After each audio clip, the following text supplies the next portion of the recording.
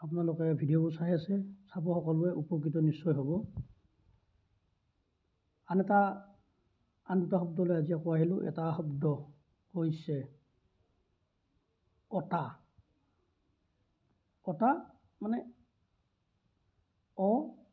ওপৰত চন্দ্ৰবিন্দু, মাজত আপোনাৰ হাইফেন, দন্ত্যত্ব, তাত আকাৰ।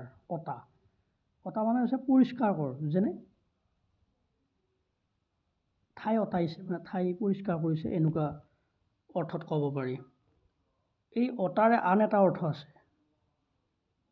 সেইটো হৈছে ভগা বস্তু ভাল কৰ। ভগা বস্তু ভাল কৰ, যেনে আপোনাৰ কহাৰ যে আছে, কহাৰে কিবা এটা ভঙা বস্তু, লোটাই হওক, ঘটি হওক, বাতি হওক, কিবা এটা ভাঙা বস্তু এটা আকৌ তেওঁ গঢ়াইলে, নতুনকৈ আকৌ ভাঙি লৈ পিটি লৈ গঢ়াইলে, সেইটোক অতা বুলিব পাৰি। ধন্যবাদ।